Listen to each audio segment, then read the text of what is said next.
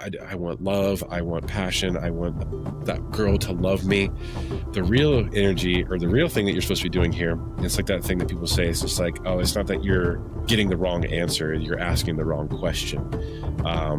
This is about, in this process, you should be trying to enter a meditative state where it's you and this hawthorn. And if you can fast and make this just like your drink for the day, this is your reward for the day from fasting. This is how you break your fast. With as much focus as possible, you want to think about where the energy is getting blocked. Where is this energy? What energy in my body is preventing me from gaining the love, the passion, the desire, it's not always just one other person. Passion is universal in a lot of ways. You want to be thinking about that when you're ingesting this strong tea, when you're very, very focused, and then allow that sort of to into your body as it's empty, and then spread into your mind and lighten you up and be filled with that energy of the other realms, of the other worlds. And hopefully what that's going to do is it's going to be able to help you understand where your energy needs to be shifted, what you can change, because we can't really do much about trying to bring things to us, but we can do things about getting our energy, what we work with, what we have.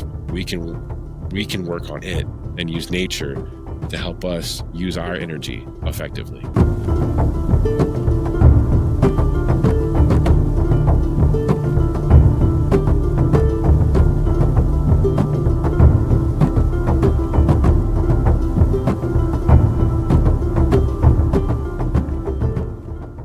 Thank you, everyone, for joining me here at Hawthorn. This is Raudus, coming at you with another video on the Ogham trees and the herbs, northern herbs that I find well paired with them. Today, we're starting off with the hawthorn. We're going to be covering that along with the rose. And to lead into it, I want to start by saying, I don't know if you can tell if I have a little bit of a cold going on, a little bit of a sickness going on. So hopefully everyone's all right with that. It doesn't bother you too much. But I do want to say that it's because of, and it ties very nicely into what we're talking about today, it's because of my interaction that I had recently with the hawthorn. So I'm going to start, before we go into it, describing everything spiritually, mentally, physically about this tree, explaining this story that I had, which was quite a spiritual experience itself. After we finished the video on the ash, I realized that we're going into the hawthorn, and I wanted to make sure that I did some engagement with the tree in the real world before that. And I've been trying to gather the Ogham trees on my own property so that I can steward them myself and live beside them and work with them. And I know, having explored my neighbor's property, that there was a lot of hawthorn growing underneath these pine trees, some small ones that would be easily transplanted in the coming season. But then I was thinking, well, they like to be within the woods and under the trees. And my forest line that I have goes great for that. So I was scouting it out, and I was also building earthen steps to the top of the hill that leads up to that location. And in the midst of it, I look over and I see one of these giant bushes that they're thorny. I forget the name of it. We never really came to an absolute conclusion, but it's a very thorny plant that was growing and climbing up what I had no idea at first. And then basically making a canopy on the top of it with its own leaves and killing this tree that was there. And then I was like, I got to get rid of this stuff anyways. I don't want this stuff here, especially near, like, it's in the path that I'm creating and all this stuff. And then upon further inspection, I start clearing it out, and I realize this thing is almost completely consumed a massive hawthorn. I mean, this is about an 8-foot, probably about 10-foot hawthorn growing on my property that was about this close to being completely gone. Its entire canopy of leaves had been completely covered by this twisting and writhing thorn bush that was growing up. I mean, it literally looked like tendrils coming out of hell, reaching up to suck it down. And this plays it plays so beautifully into the mythology of the hawthorn, seeing this, because I went about immediately, just as I was thinking and trying to work with hawthorns, I was like, how amazing that I come across a fully grown one that I get the opportunity to try to save and do something with. And after doing a lot of careful excavating and clearing and clipping all these plants out, and then having to work with the thorns of this other plant, which I thought was a rose, but it may not have been. It would have been perfect for this episode, but what it was doing was I had to follow it out and not against the tree. I had to actually pull it out from the tips and carefully remove it so that way it didn't break too many of the branches of the hawthorn, because it was in such a fragile state. But eventually got the entire thing cleared out, scabbed and scratched, and just torn to pieces. And I felt very proud that I had gotten this tree cleared up, because now I get to watch it come back to life after this dormant season passes. But this ties directly into a lot of the mythological and spiritual like notations of this tree, because um right after that, I had gotten, I don't know if you can actually see it on my arms, but all over, completely down my arms, I looked like a guy out of medieval Europe who had just been stricken with some leprosy or plague. I had so much poison ivy all over me that I was completely unaware of being around me, because I was so invested in trying to save this tree and clear away these thorns. I'm still have it on my hips and everything. I was completely covered in this poison ivy all over me, or poison oak, however you want to refer to it. And it just, I mean, it ate me up for days. And I had to really turn to some of the medicinals that work well with treating that, which is, plantain is definitely the one you want. Luckily, we had some plantain salve that really, really helped. But the lesson here, because my wife spoke to me and she said, what is your spiritual takeaway from ivy? She wasn't really asking about the hawthorn or anything, but the ivy is what was sitting with me. She said, because you're actually interacting with it now, you're currently experiencing it, and what is your spiritual understanding of it? And I thought about it, but I really couldn't come up with much, because it really hadn't passed yet, so I didn't really get to have a fair opinion. But she had been stricken with it a long time ago, and it blinded her. Actually, it got all over her face and made it so that she couldn't actually see. And she told me, she was like, ivy's definitely a protector plant. It's a protector of nature. And I thought about that, and I definitely thought it was true, because it is one of those plants that protects nature in some way, or at least does something similar to what I think the rose and the hawthorn do. They have there is a beauty to them and an intricacy to them, but they are these trees and shrubs and vines that come with almost like an alchemical property to them, because you don't interact with it without getting stuck in some way or pricked in some way. Like if you go into, like, I took out all that thorny bush and everything like that, but then nature also took something from me. It took my comfort, took my stability, took my it's hard, because I didn't want to hold my son, because of how I did want this to spread off of my arm. There was so much of it, didn't want to get onto him as I was holding him. So it's interesting to see how this whole interaction happened, me trying to save this plant or this tree that represents that duality of nature. It like clearly represents like the perceptions of nature, either being good or bad, and how there can be good and there can be harm that come from the things in nature, and that nothing is really truly of one degree, it would seem. And then, not to mention, also, I became incredibly ill on this trip that I just took recently. I was sick the entire time. So this whole interaction that I had with nature, where I was chopping down this growing thorn to save this tree, I definitely got chopped a bit myself from it. So anyways, that's just one fun story that happened as I was building up to this story, this session about the hawthorn. And I'll keep moving on, and maybe as I go through some of the descriptions, it'll become a bit clear. And at any time you guys want to chime in or send a message in the chat, let me know. I'm glad to answer that. I am going to, well, it's something I hadn't even thought of. I hadn't even considered that. I had just jumped into I'm going to save this tree. I'm going to try to, I thought I knew what I was doing. And then this is where, like, it always comes around, and you realize that nature is quite far ahead of you, and perhaps it didn't need my help. It definitely looked like it, but this is one of those great moments where I tell people, that like the divining aspect of this is actually just you being in the world, and you and your thought and your intuition guiding you, and your spiritual solar self and the inspiration taking you, and you find yourself like right up next to these things. It's very synchronistic. So moving into an actual description of the hawthorn, but the hawthorn, the Crataegus monogena, I hope I said that right, would be the Latin term for it. It's also known as the white thorn, typically in the Ogham. But the hawthorn is a small tree or shrub that grows about 15 to 45 feet tall if it's not pruned. It's often used for hedges, because it has dense branches and sharp thorns, and that are about 1 to 2 inches long. And for anybody that doesn't know, that is a hawthorn right there. That is an actual European hawthorn right there. And you can see how, like, no joke these things are. They are pretty serious. These things are absolutely no joke. And you might be able to see right from the get-go the practical physical work, the telluric work that could be done with something like this, which we'll probably move into soon, in both a masculine and feminine idea. But yeah, so it's got some serious thorns on it. There's a reason it's got the name white thorn. Which is also probably a cool name for like a band, you know? Its botanical name is, as I mentioned earlier, sometimes it's also referred to as the oxycantha. It's a perennial plant.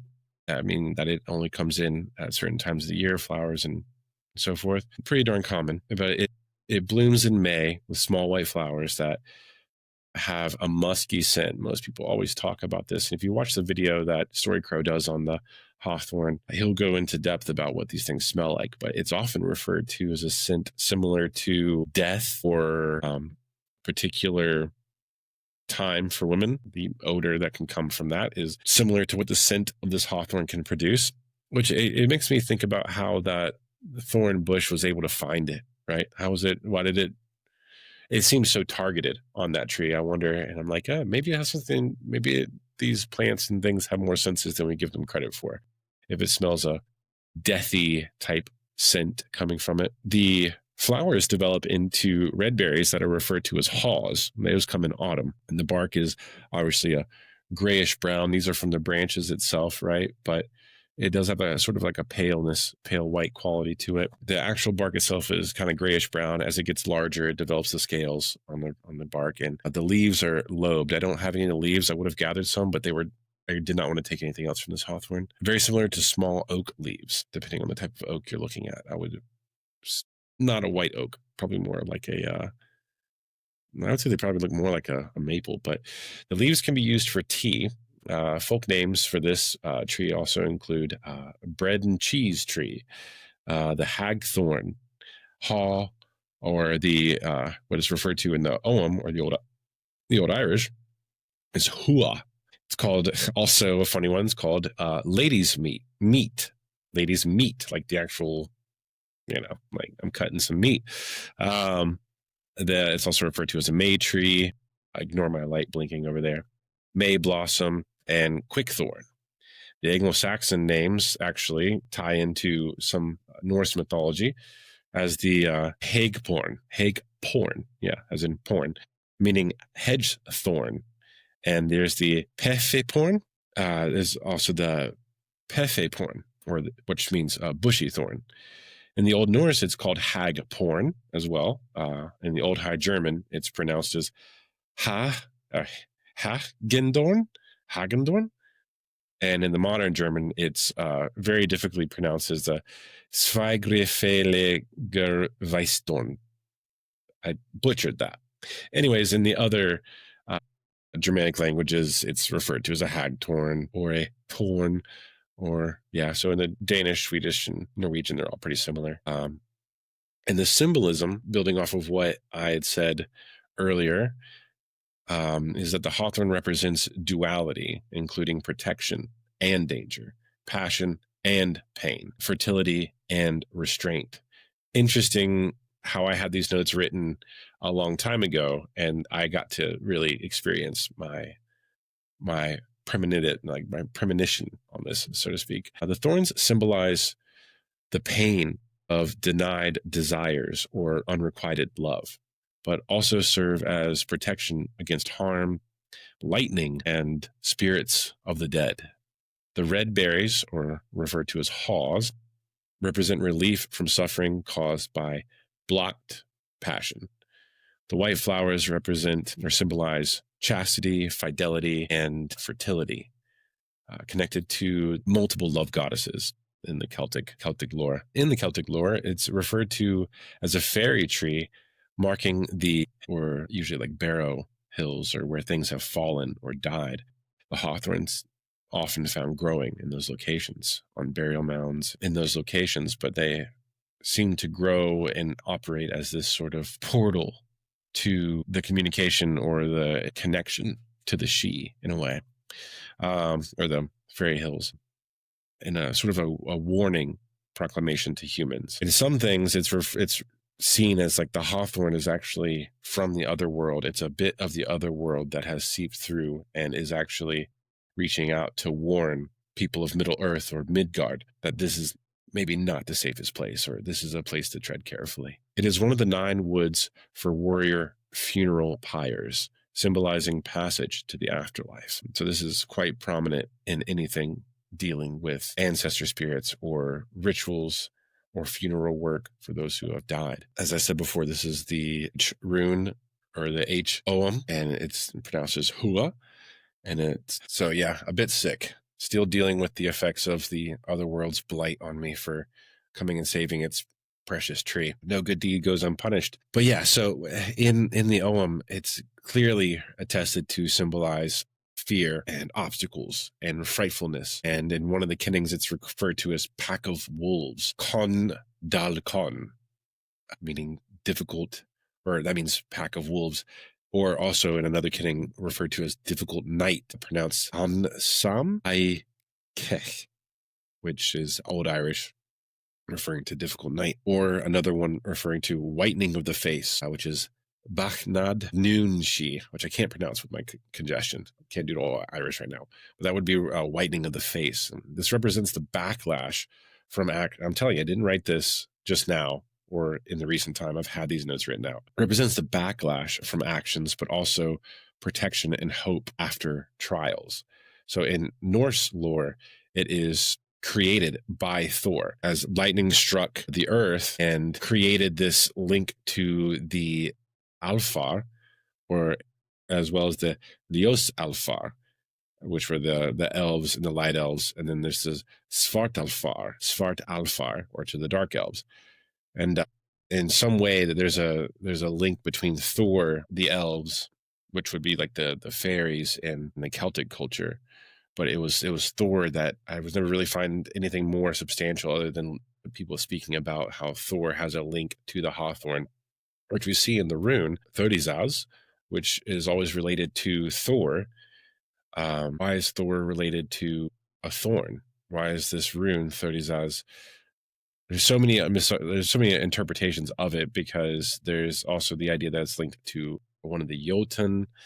But in the distillment of it, I find that there's some connection between Thor, the hawthorn, and the elves in some way, which I'll probably hopefully find more about in the future. If anybody has any ideas, please comment them and let me know. I'd love to hear that. In the medicinal uses, and before I get too deep into the medicinal uses, I received a comment on my YouTube channel, or on the YouTube channel, from an individual asking about what spiritual connection you can have to something like vervain, like we did in the last video, if you are allergic to it. And at the time, I had said that, it's very unlikely that that type of allergy would exist because of the modern world and the processing of our food and vaccines, and just like the generational decay that's happening to people, the cycle never being broken but getting worse in some ways.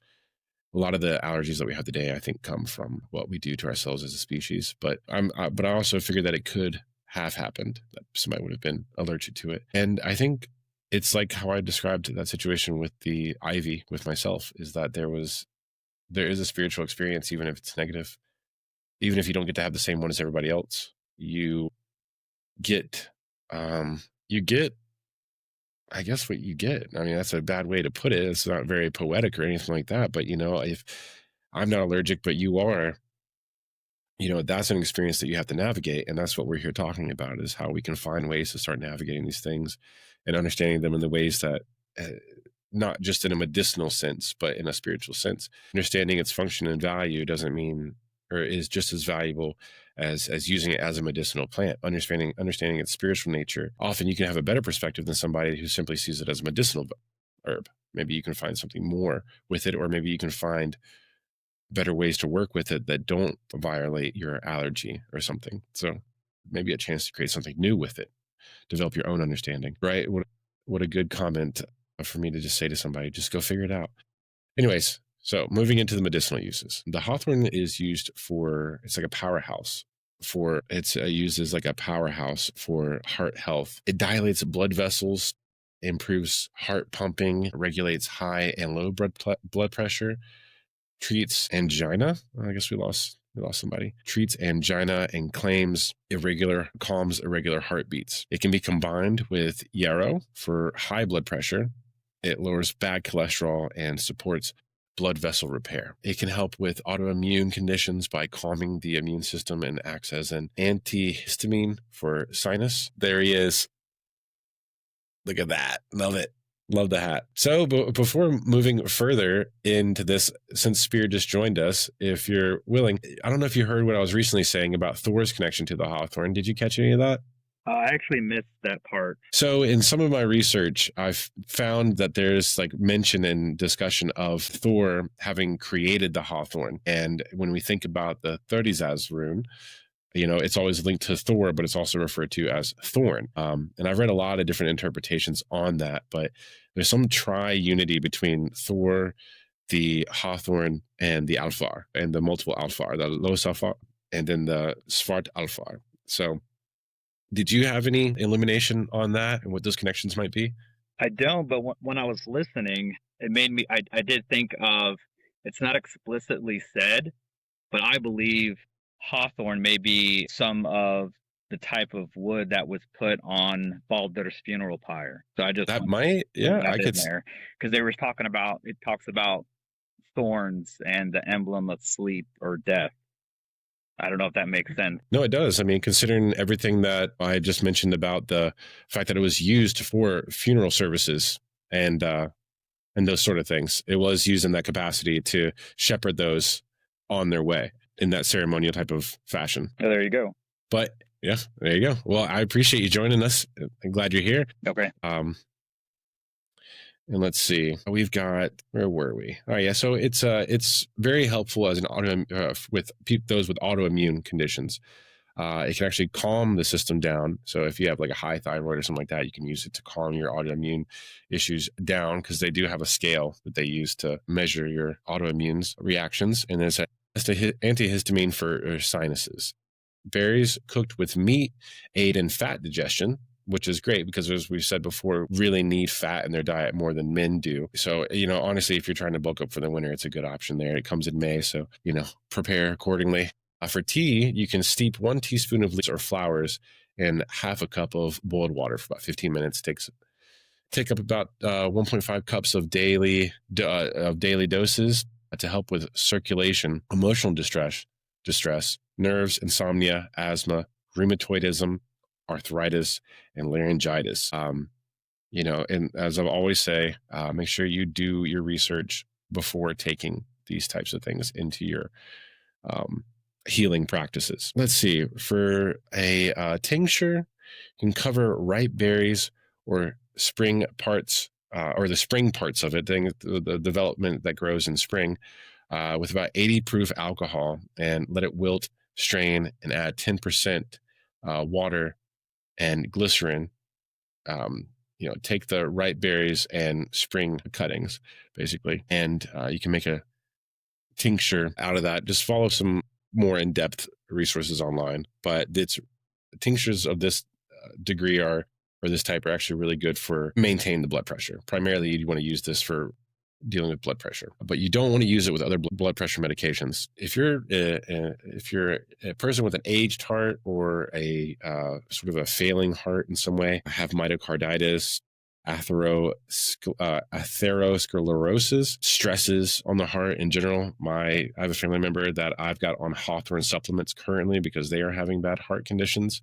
Seems like things are actually going in a better condition or a better way, but obviously these things take time.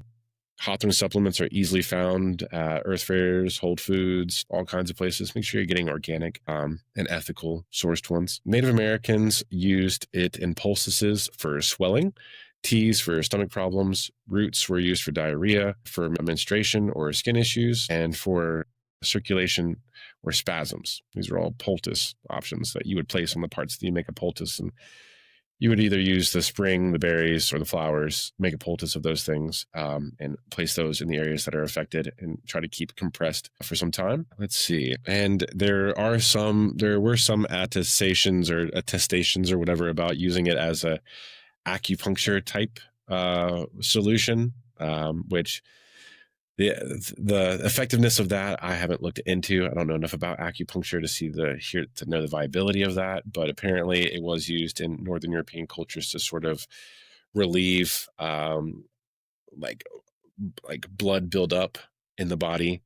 Like if you could use it to puncture where you got like a black eye or a massive bruise to drain the swelling. In those regards, I've heard of that, but the thing is that they do contain bacteria and poison on the end. So you can't just use a raw one when you clean it. So as always, if anybody has anything to say, just jump right in. But going into a spiritual significance in the Celtic lore, Hawthorn is, sorry, I'm getting a chat here. There we go.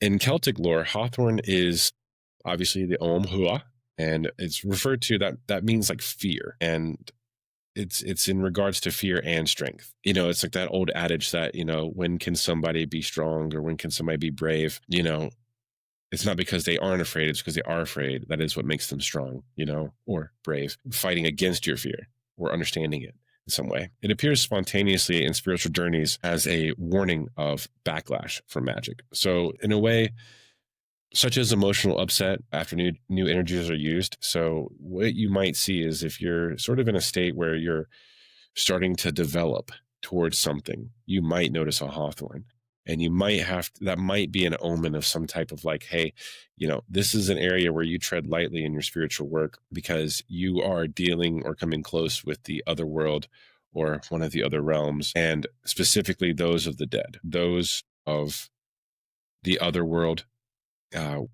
Coming in contact with hawthorn usually means that there's some backlash, as I expressed in my story as well. And like I've said, it's a geomantic divination source, right? Like these are the trees around you as you actually, if you were to imagine if we did live like our ancestors and we actually spent time outside and we actually worked on our land and we traveled and we went from place to place and we shipped our goods, and we actually had lives that required us to be in the world and not in the capitalist, materialist, concrete jungle that we navigate all the time. We would experience this a lot more. We would have a lot more of this understanding of this geomancy, this type of like perfect synchronicity of lining up with things, like in my story, right? But that's what you have to be on the lookout for. You see a hawthorn, you notice a hawthorn specifically, you got to be careful. You are doing something powerful, but you got to be careful. It's very vague, but I'm sure when it happens to you, you'll know what that means.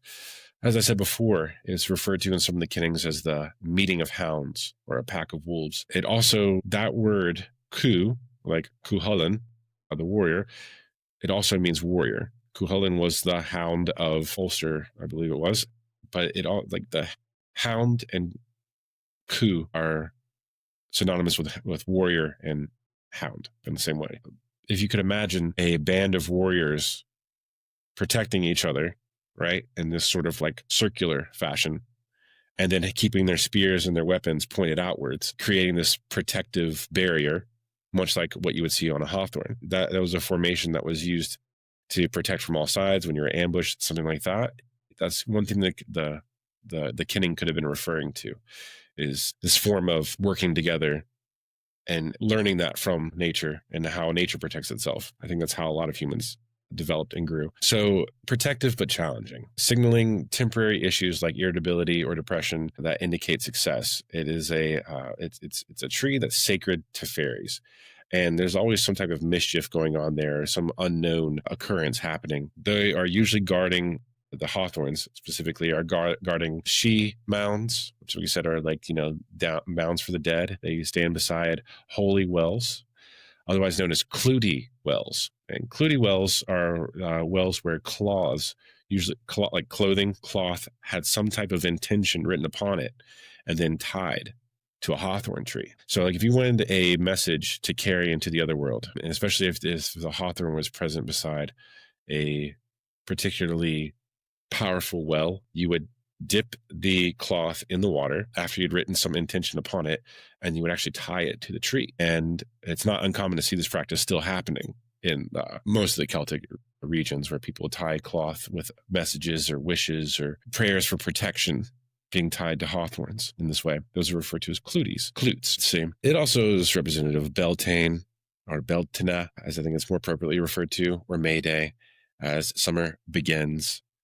Blossoms decorate homes and maypoles for fertility, but indoor use is very risky. Bringing a hawthorn into your home is quite a risky thing to do, especially as some sort of decoration, because you're essentially inviting the spirits of this other realm to follow you into your home, which is not always a bad thing. If you have a good relationship with the hawthorn on your property, then you've done work with it. Maybe it's not a bad thing, actually. But it is referred to, or it has been spoken about, how that the hawthorn would be at the crown of maypoles. They would use them. They would actually wrap them around and make them the crown of the maypoles. The blossoms would usually be decorating the outside of homes, doorsteps, wreaths on doors, such as that, often linked with goddesses of love, and is used in green man crowns. So where there's festivals or even weddings, they would make a hawthorn for the males, a hawthorn crown for the males to wear, symbolizing chastity, symbolizing the transition from chastity into passion. So like the blooming of the hawthorn represents its reserved, cautious nature blossoming and blooming into passion. The white flowers and the red berries usually representing some type of, consummation in a marriage of some type, leading to pregnancy and so forth. And that's where you get this duality of that tree, as we talked about earlier. It's this represents like both, like this birth and death. It plays this role in both. And you really got to be cautious these days, especially when finding a partner. So I think that's a good representation for that. Poets, known as the Philid or the Banfili, used it for satire. It was often used in poetry to slam, or maybe even what we would refer to in the Norse, the flightings. You would make comparisons to a hawthorn to really get at somebody, to piss them off. I think I could actually pull one up here in just a moment. I had just read it before we got into this, but hawthorn was often used to slander people in poetry. One of the ones that I have right here is from a book written by Eugene O'Curry. This one is Manners and Customs of the Ancient Irish, and quotes a strange practice employed by the satirists, which reads, I'm really sorry about my light. I don't know why it keeps doing that. But the face of the Ollum towards the land of the king whom he would satirize, and the backs of them all towards a hawthorn, and a sling stone and a thorn of the hawthorn in every man's hand, and each of them to sing a stave in a prescribed meter into the sling stone and the thorn, and each was then to put his stone and his thorn at the foot of the hawthorn. Now, what the heck does that mean? Like, I'm open to suggestions, but the face of the Ollum, which we would have to know what that means, I think that would mean that the knowledge of the hawthorn plays a big role in this, because if you're aware of what these things mean, I think it would be that I'm not entirely sure. I'll have to look into that, and I'm very open to anybody that wants to describe what they think they mean by that. But that's just one of the satires, one of the more well-known uses of hawthorn and satire. And I imagine putting a hawthorn and a slingstone on somebody's land is representative of like a curse of some type, something going on there. But let's see, moving in to composing the Glam de Kin, curses under its shade. So it was said that you could actually produce curses in the shade of the hawthorn. If you were working on some sort of negative magic, you would do it beneath the shade of a hawthorn, which is interesting because that means that would have to happen during the day. Kind of interesting to think about combining solar power with curses. Most people probably think of a lunar experience, but must have something to do with a type of like profound, inspired energy rather than one that's relying on intuition or feeling. Obviously, there's always the stories about piercing clay figures with thorns and chanting 27 times over a month to cause harm. So basically every day of the month, you would chant like a curse upon somebody as you pierce them with another hawthorn into a clay figure that's meant to represent them, which I imagine you would also plant within that some article of their their being. Does that follow a moon cycle? I don't have anything written for a moon cycle, but it was written in this one resource that I was looking at, that it was done under, that you would chant. You would start by gathering the thorns underneath the shade of the tree, and you would form the clay figure, and I guess you would start this at the beginning of a moon cycle, right? I mean, because if we think about it, 27 times, I think that lines up with the Celts, where they only had 3 seasons. So in their ideas of moon cycles, I think it would work. But as far as like further details on it, not entirely certain. But I was just curious. I mean, it would be fun to look more into that. I mean, I can see 27 fitting into like the 28 days of a moon cycle. I could see it as well. And this is, we're getting a lot of this information from those that didn't necessarily have pagan interpretations. So these were writings that were usually done by after the Protestant takeover of Ireland and other Celtic or even just the Gaelic speaking nations. So these is like with most sources, you're getting it from somebody that isn't tied to the pagan culture itself. But let's see. Yeah. And so in a lot of perceptions, it was a obstacle to overcome. It represented obstacles to overcome. If you think about what Marcus Aurelius would say, one Stoic that I actually really, really like, he would say that the obstacle is the way. That was a quote from Marcus Aurelius in his book Meditations. And what that means is that what impedes the way becomes the way, meaning that the difficulty in your life becomes what you must pursue, what you must follow. Because if we avoided every prick or little thing that was to just cause us discomfort, we wouldn't make it very far. Because if we're treading through the woods, we're going to come across thorns, we're going to come across things that are going to get in our way. It's up to us to understand the nature of what's in front of us and not simply see it as just a roadblock or a deterrent. But anyways, moving forward, going into some Norse spiritual significance. Again, it's related to Thor, and was referred to as the hag porn. It is apparently referred to as a tree of storms and protection in some of the Norse testaments. Favored by the elves.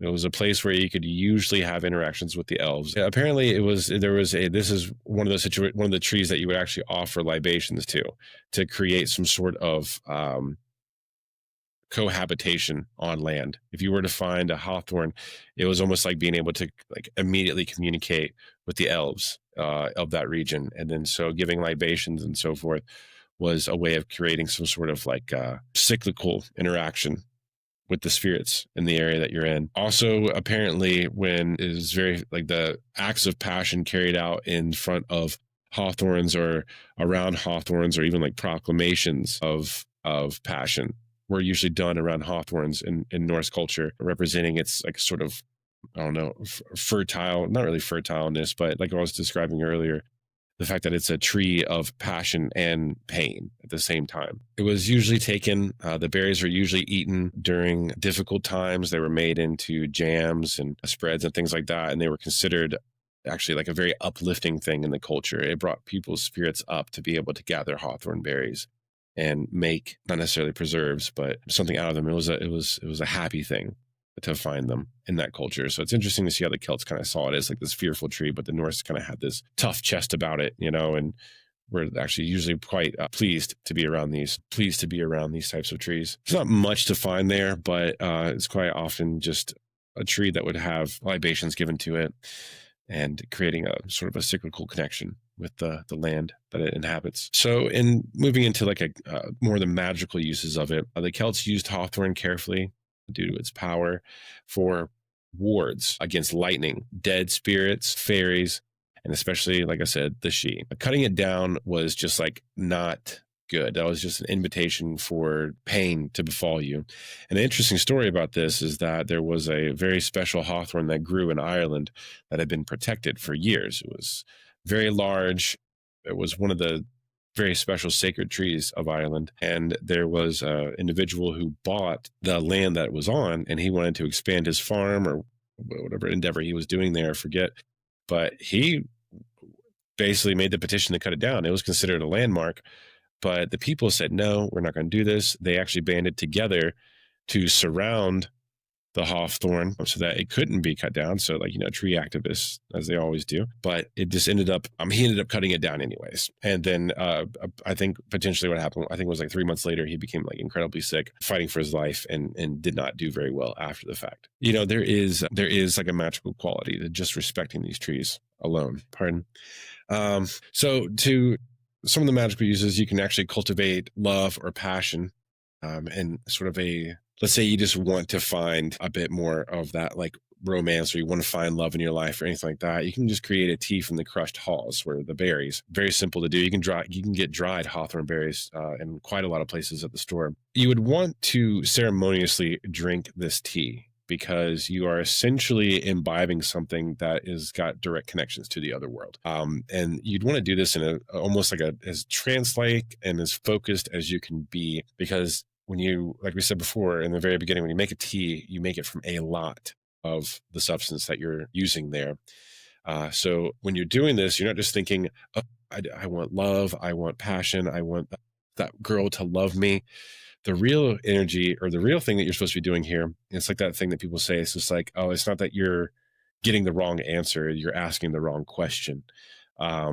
This is about, in this process, you should be trying to enter a meditative state where it's you and this hawthorn. And if you can fast and make this just like your drink for the day, this is your reward for the day from fasting, this is how you break your fast, with as much focus as possible, you want to think about where the energy is getting blocked. Where is this energy? What energy in my body is preventing me from gaining the love, the passion, the desire, and it's not always just with another person. Passion is universal in a lot of ways. You want to be thinking about that when you're ingesting this strong tea, when you're very, very focused, and then allow that sort of to into your body as it's empty, and then spread into your mind and lighten you up and be filled with that energy of the other realms, of the other worlds. And hopefully what that's going to do is it's going to be able to help you understand where your energy needs to be shifted, what you can change, because we can't really do much about trying to bring things to us, but we can do things about getting our energy, what we work with, what we have. We can work on it and use nature to help us use our energy effectively. You can definitely add in a little bit of wine or honey if you want to just kind of work with the taste a bit. And then also, if you receive anything from this, you want to make sure you go back to the tree itself or a hawthorn somewhere and offer that understanding that there was an exchange here. Give it libations, wine, honey, any one of those things. For fertility, you could create what was it? You could create like wreaths or maypoles, maybe not necessarily the maypole, but I would say maybe if you want to take a bit of birch and then wreathe some hawthorn on top of it, or place hawthorn on top of it, and make that a bit of a effigy in your yard or at your doorstep or on your land to promote fertility. And when we talk about fertility, we don't mean just like being able to have sex or be good at sex or be able to be good at having children or anything like that. Fertility comes in a lot of ways. Fertility comes from putting energy into something and sowing it, right? Working with it, developing something. When you think of fertility, you can think about preparing whatever your endeavor is, like you would prepare the land to grow your food. Fertility in your career, fertility in your finances, whatever, maybe hopefully it doesn't have as much to do with that, but that's what you want to think about. When you create charms or staves or anything like that for fertility, have a clear idea of what it is. And most people I don't think really kind of get what fertility is about, but it's growth into a lot of sense, in a main sense for me. Bring it to weddings. Great for weddings. Bring the blossoms. If you clip them, you're going to a wedding months away and you see the blossoms growing. Grab a blossom, make an offering, bring it to the wedding. You're essentially enhancing the passion there, hopefully helping the couple do what they need to do when they need to do it. And so when another note on creating curses underneath this tree, you're going to want to do this before sunrise. You're going to want to start before sunrise on a hill with your back to the tree, experiencing a north wind, and holding a thorn and stone or the clay object. You want to chant that curse that you're going to hold on to for that period of time, for those 27 days. And you're going to each day pierce that clay figure. So it starts before the sunrise, and then you kind of work the magic in your mind, working your energy into the midday period. You have to spend quite a long time working on this. Magic doesn't just happen at any time, but all these conditions have to be met with gathering before the sunrise, under a hawthorn, on a hill, back to the tree, north wind blowing. All that has, I think I've mentioned a few things about the winds in previous videos, but here's the thing. You're going to get some backlash. There's going to be some backlash doing this type of work. Curses are as much a part of magic as the good stuff we want to do for ourselves. And it's out there. So there's a little Norse passage that I have here with the Norse spirituality, and referred to it as they would actually take a bit of clay themselves, and then they would actually use this in a positive aspect. So they would take the clay figure, and then they would pierce it with the hawthorn with their intention behind it. And they just get like a ball, and they'd pierce hawthorn inside of it, speaking their intention into the clay figure, and like naming their passions, naming their desires. And then they would keep that as an ornament, and then the clay would dry, and they would keep it. And then eventually, because it was pierced, because of how armatures work, it would fall apart, usually signifying that what was meant to be had come true. So you would name the thorns, and then as the thorns came free, their work had been done as the clay ball dried. Let's see. So in the Norse culture, the hawthorn was actually a charm to prevent the home from being struck by lightning. It showed a sort of reverence to Thor. So if you were to make wreaths of this, or even place branches of it on the top of your home, it would prevent it being struck by lightning. It showed a reverence to the thunder god, I guess god of lightning in some cases. But it was a way using the thorns was a way to honor or show reverence to Thor. And again, used in funeral pyres for warriors. The spirits were expecting some form of gratitude and respect. So that was kind of the breakdown of hawthorn. Pretty negative tree. I was trying to grasp at some of the positive things there, but it's like my story said, you're going to be given some type of perception that will hopefully improve you in some way, but it's that you have to go through difficulty to kind of gather that sort of thing. And I'm going to try to rush through this part because we're already kind of going late, and I've only just now gotten to the herb that we're dealing with here, which is the rose. Obviously, I think people can see the comparison here. Rose, thorns, hawthorn, thorns. Rose, Rosa cainina, is commonly known as the dog rose, beloved. This is a European rose. Belongs to the Rosaceae family, which encompasses many beloved fruits like apples, cherries, plums, strawberries, and raspberries. This large shrub or small tree reaches heights of up to about 9 feet, featuring arching stems armed with prickly thorns. Its leaves are deciduous and accompany stipules. While they flower typically pink or white with 5 petals, they bloom at the stem at the end of July, or at the ends in June or July. In autumn, specifically September and October, it produces distinctive rose hips, red, oval, pointed receptacles that swell into fleshy fruits without fusing their hairy seeds inside, contrasting with the strawberries where seeds are external. The plant, let's see, we won't go too much more into that. We won't talk about the growth of it or the pH that it likes. That's whole planting right there. So the symbolism. The rose, across cultures and history, embodies profound duality and emotional depth. Most universally represents love in its myriad forms. So again, it's tied to the hawthorn and this idea of like passion and like protection, fear, like how we can go into things unknowing because of our passion, and also stay far away from things because of our fear. This duality that's represented here, but mostly this has always been related to romantic passion, the roses themselves. So there's different colored ones as well that have their own kind of perception as well. So red roses are usually signifying love and a deep commitment and desire. Pink usually show infatuation, admiration, gratitude. White is actually used for spiritual unfoldment or new beginnings. So if you come across white roses, that can usually represent some sort of new development in your spirituality, or it can confirm some new development in your spirituality, which also reflects a bit of purity and innocence. To have these types of, as much as negative experiences, which I think negative experiences might corrupt us in some way, it actually makes us quite pure to have to go through difficulty, hardship, just as much as we go through good things. Negative things happening to you can actually sort of like reset you, put you back to a more pure state than some windfall of goodness. But then also there's the yellow rose, which represents like friendship, joy, care, and harmony. So then there's, of course, the black rose, which is representing mourning or mystery, death, or the unknown. So you got so much there. So much duality in this one plant, or not even duality, it's like quadruality or five reality in this one plant. And it unfolds and blossoms in these different ways. So there's so much to be on the lookout for with these plants.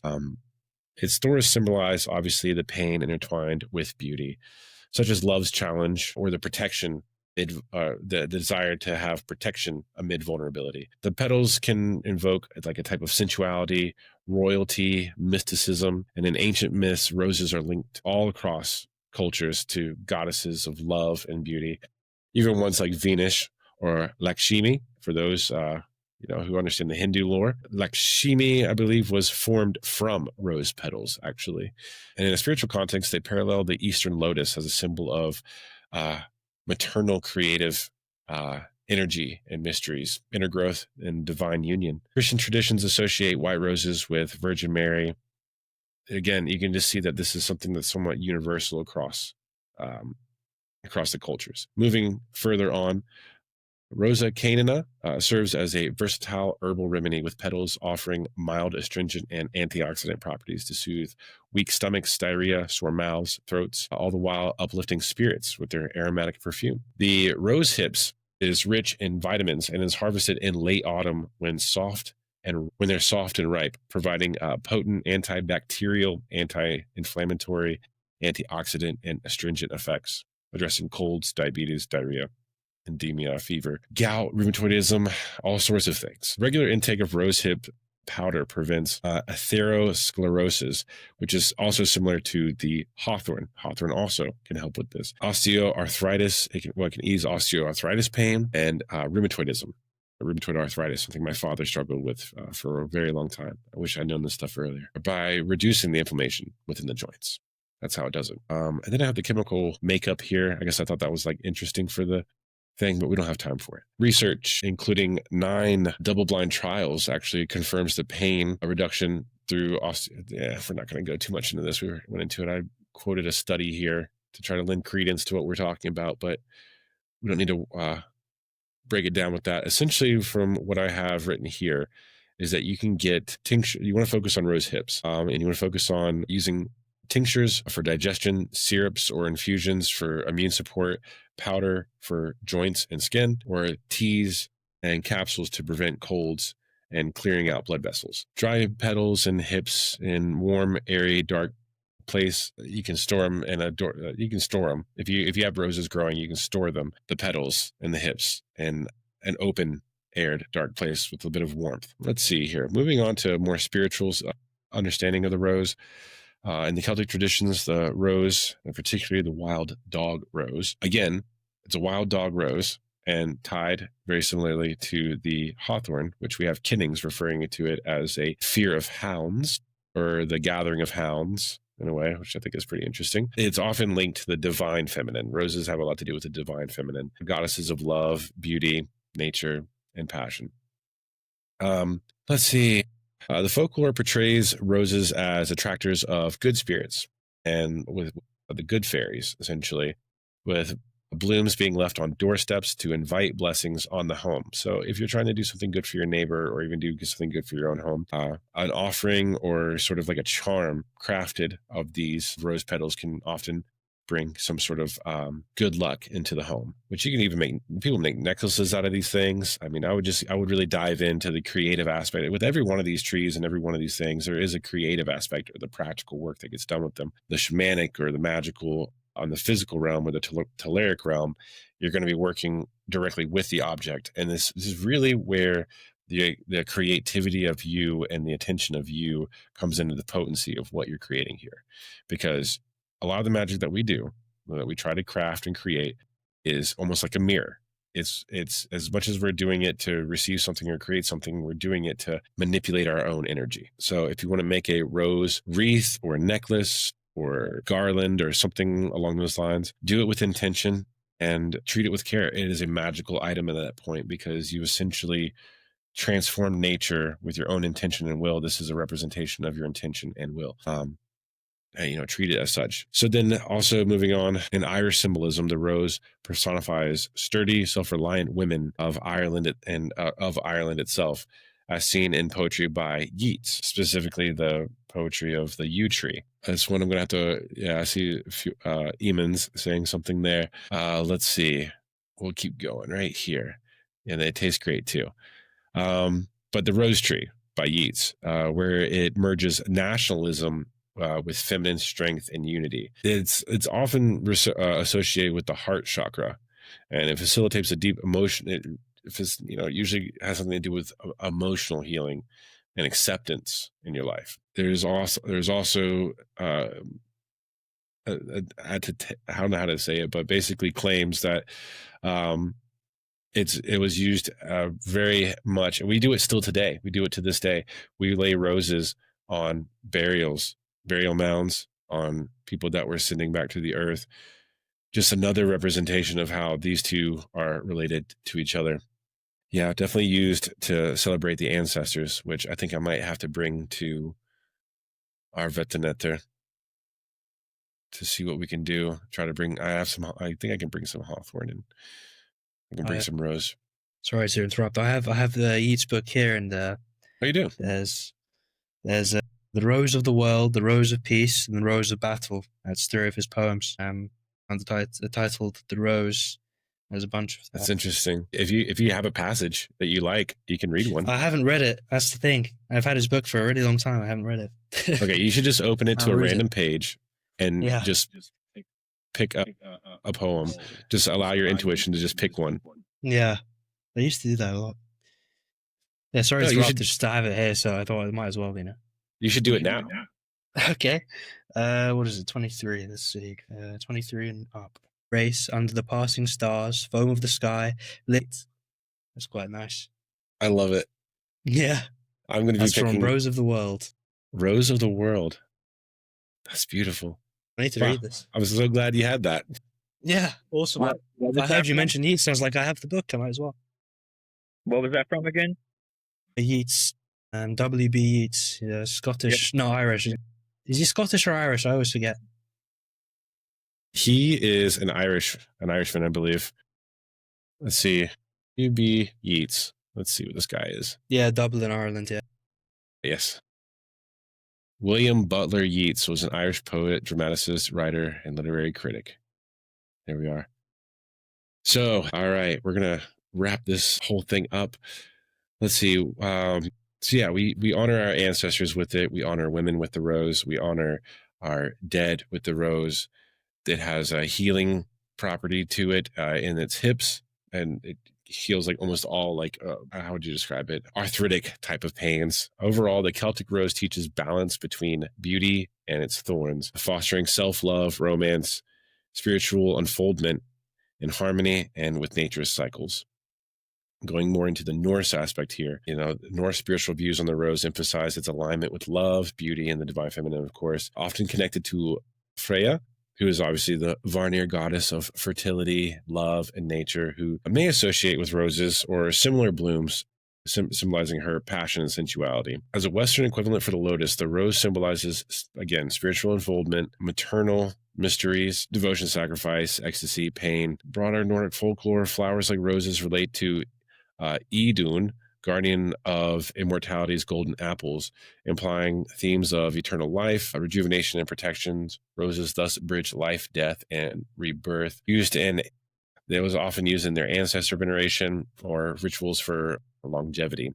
Blue roses, though mythical, represent unattainable quests and appreciation of beauty in pursuit, aligning with the Norse values of perseverance and fate. The mythical blue rose Spiritually, roses infuse energy with cosmic love, guards against desperation. And it's not very central in the sagas, but yeah, I think there really wasn't too much written about them. And, but there are the stories of the blue rose. Anyways, going into magical uses, I had to skip over a lot there because it was just a lot of notes that I had written down. The magical uses, you want to harness with in the Celtic, they would harness the rose's potent energy for approaching matters of like passion and love. In some cases, they would scatter, or they would actually use like long bits of the rose to create magical wards around their properties. But it'd be better if you wanted to actually just grow these things yourself. It was said that it would entangle evil spirits or negativity, not necessarily keep things at bay, but it would actually ensnare them in some way. The rose water is used to mist homes, to work as a blessing. When you're working to bless something, or you're trying to have some sort of like a divine figure have some sort of interaction with what you're working with, you're performing some type of ritual, rose water is great in that regard. It's cleansing in ways. There's not too much in the magical working that I haven't already tried to describe here. Is that it's good for working with your own energy. Practically working with the rose means, and magically working with it means understanding its properties, using them to heal, and then also using them to help direct energy within the body in pursuits of things like passion and understanding when it comes to working with things in a cautious way. But what we get from this whole thing here is that the hawthorn and the rose are spiritually play a very similar role. They interact with the other world. They have immense healing properties, deal directly with the heart, and exhibit that dual nature of nature. And like I said in the beginning of this entire lecture, my own experience when it came to working directly with a thorn rose type thing that was actually ensnaring a hawthorn, I didn't leave I thought I was going into things doing something really, really good, but I left the experience completely torn apart, covered in poison ivy and pretty sick.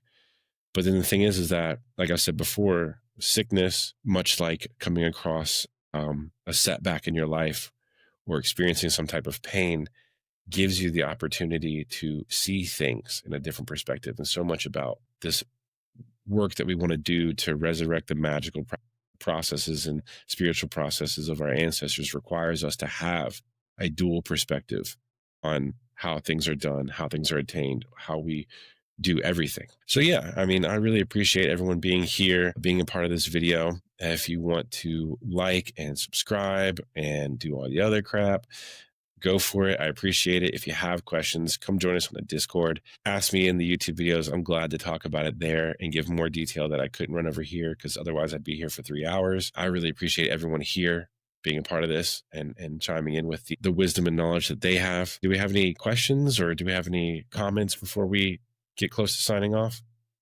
I have a little bit. I just wanted to say it's really interesting to me how these two cultures evolved differently in their use of the hawthorn. The Celts, as you said, they evolved kind of not really to fear it, but their workings with it were much closer to the destructive kind of aspect of death, and they understood that better. And then the Norse were kind of more optimistic, and I don't know, it's speculation, but they kind of worked with the fact that because it's inherently linked to death, it's also linked to life. And those things, they can accept the kind of burden of that destructive energy if it leads to something more creative. I think that's really interesting how those two cultures evolved, and how, that can teach us more about the plant in the future, I guess, irrespective of the history even. I think you're right. I think that also ties directly into what these two represent in a way, spiritually and mentally. It's a matter of perception. It's just a matter of how you're approaching things, right? Because as I was saying, that these things were considered like obstacles for the path and deterrents, right? But it's not that, because if you can get close to something that is thorny and destructive and has this outward prickliness to it, you come to find out that it has all these amazing qualities to it. And how can we take that into our life and understand that, like, the things in our life that seem difficult often can lead to some of the healing that we need, right? It can lead to love. The thing that we fear the most can actually be something that we love the most. Understanding this from a magical perspective, because this is a magic channel, isn't it? As I've said before, magic is knowledge. Magic is I would say like a nature knowledge, right? And like how we actually put it to use and how we actually have an interaction with it. And this is the thing: if you're going to have interactions with things, they're not all going to be milk and honey. You're going to have these difficult interactions. You're going to have, you're going to understand, if you start learning about the curses that come along with these types of trees, by understanding the nature of these trees, and you start learning how to work with curses, you understand, the duality of a curse and a blessing. It's almost important to be able to dive into these two aspects and understand these two perceptions, because it gives you the whole picture and it makes you a more centered individual, making your work that much better. Yeah, definitely. That's really interesting. So yeah. So was there anything else that anybody wanted to chime in with? I was going to say something else, but I bloody forgotten now. It's like 2 a.m. I can't remember what I was going to say. You're always up so late. Do you have an idea of what it might have been about? No, not really. I mean, I did take a nap earlier, so I could, have some kind of mental clarity. But yeah, it is what it is. I think it's just London, being in a place that isn't natural. When I go to the country, it's it's fine. I have a perfect sleep schedule, but it is what it is. You're on your way. Yeah, and exactly. That's another part of the Hawthorn, and what it represents. Actually, is it represents that uncertainty as well. It represents the uncertainty of expedition, right? Because as we were talking before, it's a barrier. It blocks pathways, but it's only because when you understand how to navigate it, you become a better path master. All these sort of things. You're in a similar state right now. You're like on the edge of the unknown, because you don't know what's going to happen when you leave and you totally change your life around and go into a different experience. Yeah, 100%. You're opening yourself up to. I'm glad that you appreciate that, Sean. Yeah. So yeah, I mean, I think if you can find a Hawthorn thorn and bring it with you. Yeah, I've seen loads. It's so abundant here. And go spend a little time before you leave and bring a little piece with you. Yeah, definitely. But other than that, I think we're gonna sign out here, everyone. Just yet again, thank you all. Good luck on your trip, Eamon. Thanks, man. Thanks. Let me know how that goes. Yeah, well, I'll send pictures and everything to the Discord. So absolutely, I'm glad to hear it. All right, well, just for everybody, I'm just going to go ahead and stop this, but don't leave quite yet. All right, thanks everyone. Thanks for joining me at Tuatha Far. Thanks, man.